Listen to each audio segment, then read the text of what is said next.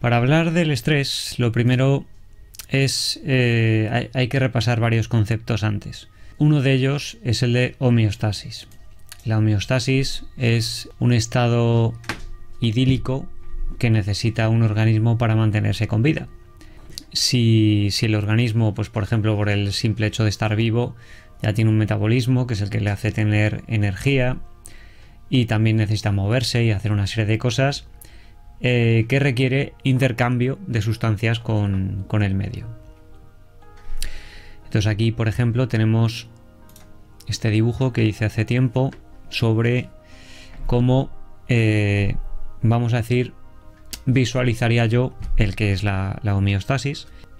Y aquí lo que acabo de decir, pues eso, cómo el entorno se relaciona entre el entorno interno y el externo, y si esto se mantiene equilibrado, pues se supone que el organismo se mantendría con vida.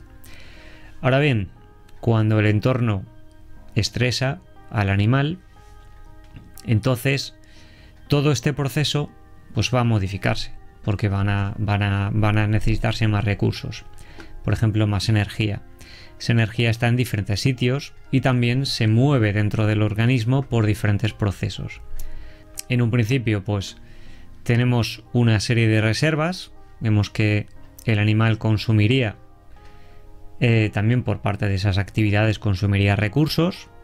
Esos recursos se metabolizan y se convierten también en energía que se acumula o, y una vez asimilada esa energía, pues se podría convertir en algún tipo de actividad o tanto para mantenimiento como para el propio movimiento del animal para conseguir más recursos y de este modo cerrar el ciclo de la necesidad de mantener ese equilibrio por dentro. El estrés hay que entenderlo como que el organismo, para tener ese equilibrio del que he hablado, esa homeostasis, necesita tener momentos de recuperación y momentos de actividad. Hay diferentes maneras de estresarse. Una de ellas es luchar o huir. Entonces, para luchar o huir, pues se necesita oxigenar los pulmones, se necesita nutrir los músculos para que funcionen al 100%. Entonces se necesita cambiar en sí mismo cómo funciona todo el organismo momentáneamente para llevarlo al máximo de sus capacidades. Si el organismo permanece demasiado tiempo acelerado, estresado, entonces va a tener problemas de muchos tipos. Como ya he dicho, el sistema simpático es el que va a activar todo el sistema del estrés y el sistema parasimpático es el que va a llevar a descanso. O sea que un animal necesita descansar, pero también necesita actividad, y un animal que ha hecho mucha actividad necesita descansar para poder recuperar todo ese daño que le ha hecho el cuerpo y todas esas reservas que se han gastado. Si a mí me sigue un depredador, lo más primario en ese momento es salir corriendo, escapar y así no me come. Y el sistema secundario sería cuando ya no estoy en peligro y entonces el cuerpo se puede recuperar. Entonces, ¿qué ocurre? Que los sistemas primarios, cuando hay un estado de supervivencia, van a ser los que van a funcionar y van a dejar aparcados los sistemas secundarios. Entonces, cuando veamos un perro estresado, vamos a ver que sus sistemas primarios están activos, como los músculos, la temperatura, o sea, lo vamos a ver que el metabolismo está acelerado, pues por eso, porque está jadeando, dilatación pupilar, la musculatura, jadeos, etc. Mientras que los secundarios están paralizados. O sea, si el perro está muy estresado, probablemente no va a comer porque la comida entraría dentro del sistema secundario, que sería la recuperación, la asimilación de nutrientes. Entonces, cuando el perro está en un sistema primario, no está para recuperar nutrientes, sino para consumir los que ya ha metabolizado.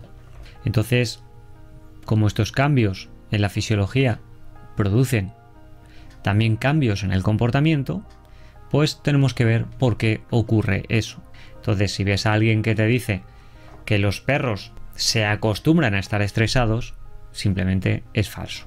No puede ser. ¿Por qué no puede ser? Porque no puede ser que uno se adapte a adaptarse. Lo primero es entender de dónde empieza todo, ¿no? Cómo empieza todo, a nivel de que aparece un estresor, algo que asusta al perro. Normalmente suele ser un estímulo externo, aunque también hay estresores endógenos o internos. Entonces, ¿cómo ocurre ese proceso? Desde la parte fisiológica o neurofisiológica. Se recibe un estímulo, llegaría al tálamo y el tálamo mandaría información a la amígdala y la amígdala procesa esa información. A la vez, otras partes de la corteza, en este caso si estamos hablando de la corteza visual, mandaría esas señales por dos vías a la corteza prefrontal y ahí se analizaría esa información. Pero también la más rápida también hay vías que se dirigen de la corteza a la amígdala y de la amígdala a la corteza.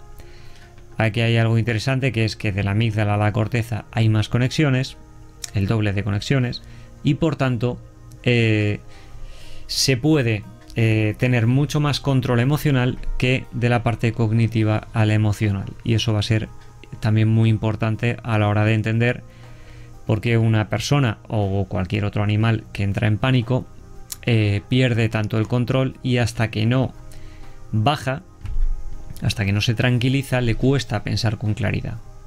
En esta parte de aquí, pues es donde estaría el hipotálamo. Y aquí lo que hice, coger todo lo que sea parte del hipotálamo y la hipófisis, o pituitaria, que también se llama, la amplié, ¿vale? Y entonces aquí, pues para poder explicar que nos encontramos dentro del hipotálamo. Entonces, dentro del hipotálamo pues tenemos muchos núcleos, y es como el sistema nervioso se conecta por el sistema endocrino. El endocrino sería el de las hormonas y el sistema nervioso pues sería el de impulsos nerviosos o neuroquímicos. Entonces hemos quedado que la amígdala activa la respuesta de supervivencia, ¿vale? Para activarla necesita comunicarse con el hipotálamo. ¿Por qué? Además de con otra estructura que también hablaré ahora, porque esto ocurre en dos vías. Entonces, ¿por qué se comunica con el hipotálamo? Porque el hipotálamo es el que es capaz, por medio de hormonas especializadas, en hacer cambios en órganos diana. Por tanto, el órgano diana, como dice su nombre, es el órgano que al recibir esa hormona cambiará su funcionamiento.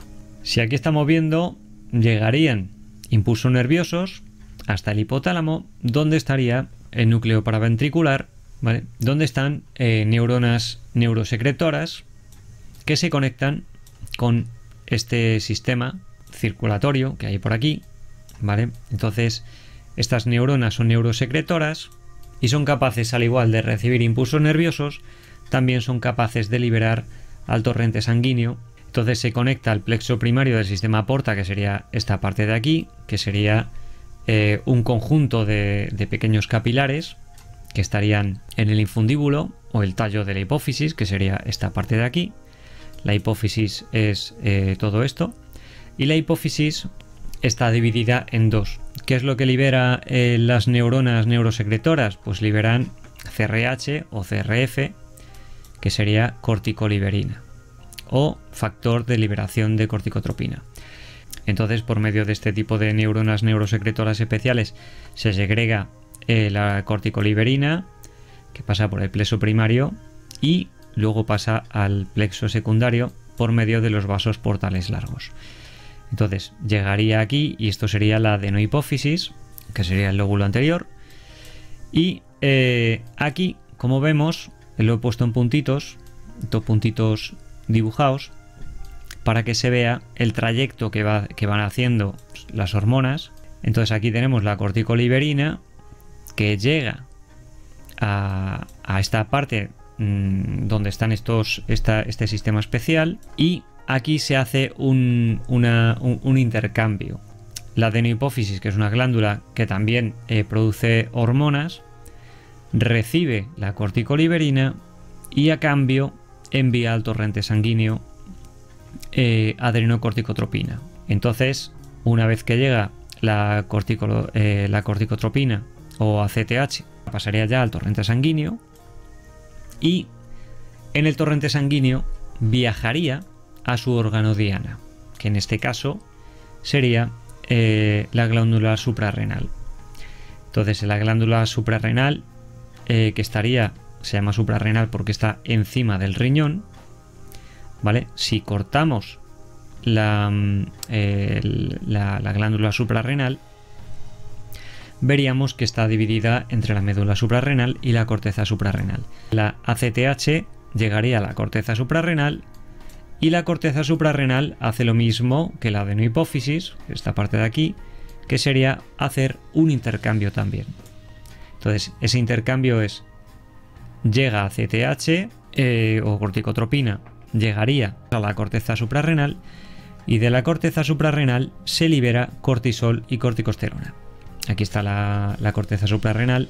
A partir de que la corteza suprarrenal libera cortisol y corticosterona, entonces producirá en sus órganos diana, los músculos, el corazón, el hígado, etcétera, producirá diferentes cambios y en el sistema nervioso. Este proceso es lento pero alargado. Esto quiere decir que en el momento en el que ya se ha entrado a esta liberación de cortisol, el cortisol también va a permanecer activo más tiempo que cuando se activa el mecanismo más rápido, que sería el adrenomedular. El estrés crónico es perjudicial para la salud. Evidentemente, si quieres llamar acostumbrarse al estrés, no es que estuviese el animal acostumbrándose al estrés, sino que estamos cronificando un estado que es dañino per se para los perros, como para las personas. Entonces eso va a producir cambios epigenéticos, degradación celular, etc. Cuando aparece una señal y ese impulso nervioso bajaría por los nervios simpáticos hasta llegar a la corteza suprarrenal. Y a partir de la corteza suprarrenal se enviaría la noradrenalina o la adrenalina.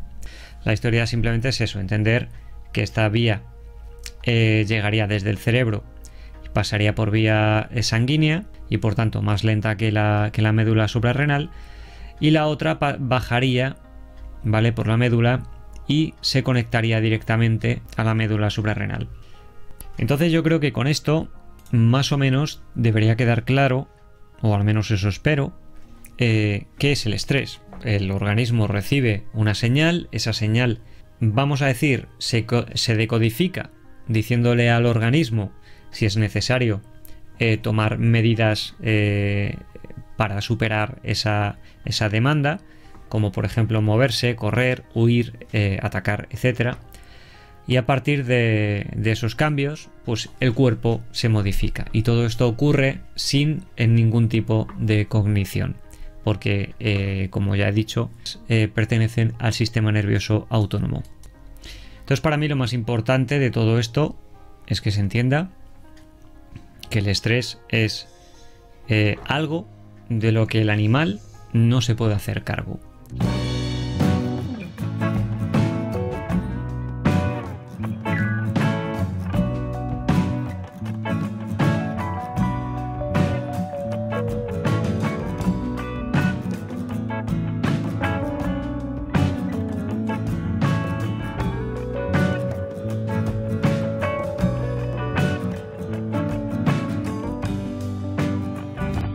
Si tu perro tiene problemas de comportamiento, puedes concertar cita previa en el correo etologiacanina eduardorodriguez@gmail.com.